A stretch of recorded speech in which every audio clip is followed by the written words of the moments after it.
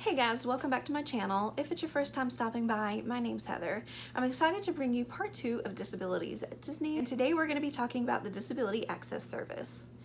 This service was designed to help those with disabilities who have a hard time standing in or sitting in standard queue lines at Walt Disney World or Disneyland Resort or any of the Disney properties. These passes are obtained at guest relations at any Disney resort, and they are valid for 14 days of your stay. So if you're going to be staying past 14 days, then you would need to go back on that like 13th, 14th day to obtain a new service pass. That pass will be loaded onto your Magic Band, which I'm not wearing, but I'm pointing to. And that is how they will access your fast passes through this service. You might be wondering who is eligible for this service. Believe it or not, it is not designed for people in wheelchairs. It is a broad spectrum of disabilities, whether you're on the autism spectrum, if you have a medical disability, if you have a disability that is unseen. A wheelchair does not guarantee you this pass. And on the website, it does say that you can discuss this with the cast member when you go to obtain that pass. But when I've done that before to let the cast members know why we are asking for the pass, they have told me they did not want to know her information due to privacy. So I will tell you why we get this pass, in case you're wondering. Michaela does have severe scoliosis, and she does have heat intolerance. When I went to tell them that, they were like, nope, we don't need to know. So they really won't discuss this. Now in years past, they used to require a doctor's note if you needed a pass in that manner, back when it was the paper card. But they have done away with all of that, and they revamped all of that when all of the people were abusing that old system, and I completely applaud them for it, because even though that was easier to use, you would just flash your pass and get in the fast pass line, no questions asked, it really did leave an open door and window for people to abuse it. So people like our family, you know, we appreciate the structure that they have now put in place. You do need to be honest with them, because Disney will take you at your word that you do need and require this service. So if you don't need it, please do not ask for it. If you do, then don't be afraid to ask for it. We as a family do not use it as a hindrance to other guests on property. We do the work and we do our fast passes, and when our fast passes run out, we get more. We do not utilize this 100%. We do the work, we do the hard walking, we do everything, and Michaela will sit through lines as well. This is just to help her throughout the day. So we don't rely fully on this, and I really don't think people should do that. I don't think that we have a free pass just because we have a wheelchair. I don't think we should have a free pass to get to the front of the line for every single thing. As a matter of fact, I don't want to rob anyone else of their vacation or joy. Everyone is paid just as much as we have on our vacation, so I don't want to rise above or act like I'm privileged more than anyone else, and I will not use my daughter in that way. I will mention quickly though that if you are with any other wish granting services such as Make-A-Wish or Give Kids the World, they have their own passes that you will be giving and their own people that will be with you. So if you are planning a trip through them and they're helping you with that, you will not need to worry about this whatsoever. This is not something that we have done. We've only used what Disney themselves has provided in the years past. So I don't know exactly how that works, but I do know that they provide them their own fast pass of sorts. If you have any other questions or concerns about the things that I mentioned about the facts regarding this service, I'm going to link that number below for you to call. I don't know everything, I just know what we have experienced. And that leads me to the second segment of the video on how we use the Disability Access Service. So as I said before, we do the hard work, we do our fast passes, we do the walking, we do the lines, we do everything. However, when we decide to use this pass, I take a look at our plans for the entire day, and let's just say that we have a fast pass for Splash Mountain and Haunted Mansion and Dumbo. Okay, so I'm just going to give you those instances. They're kind of spread out through the park.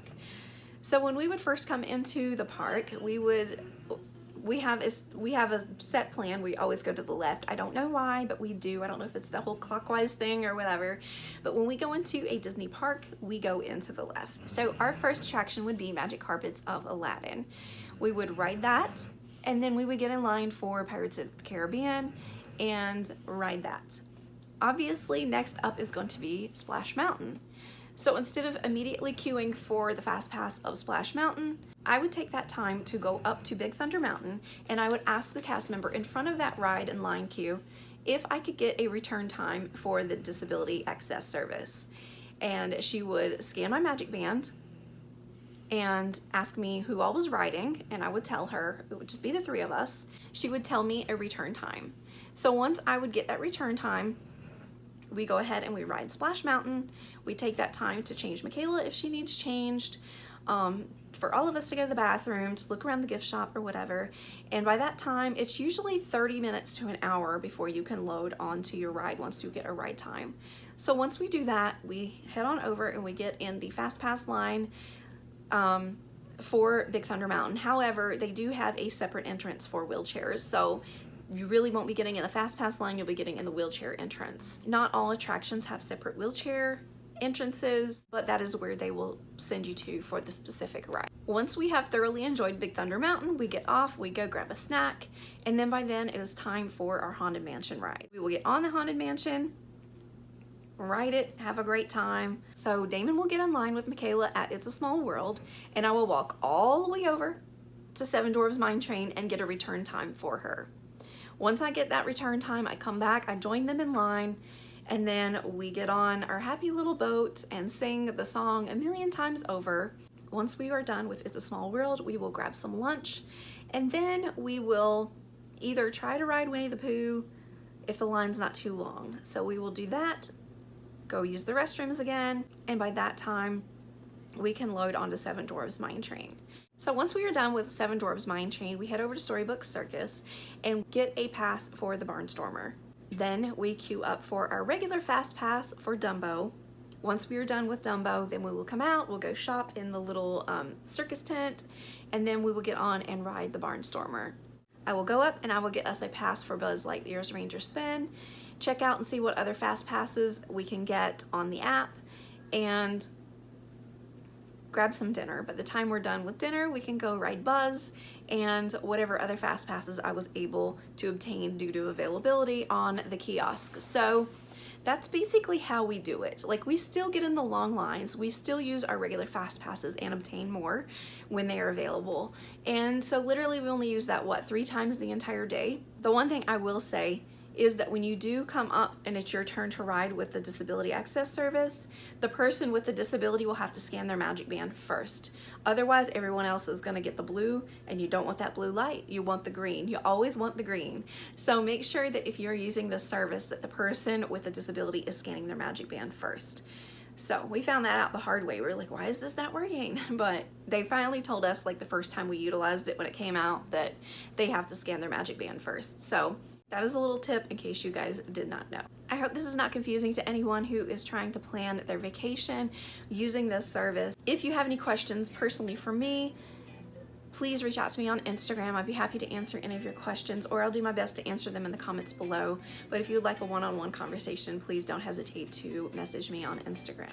I'm so grateful and so thankful for all of the support I'm getting doing this series. I think I mentioned this in the first video, but we are all there to have a great time. We have all spent our hard-earned money for these vacations, and just please be patient and kind and considerate if you see someone loading on and off a ride with a disability. This is something I will address in my next video, but we're all there to have a great time and experience the magic together. So thank you guys so much for joining me in this series. I appreciate every single one of you. I love you guys so much. Have a blessed day, and I'll see you guys next time. Bye.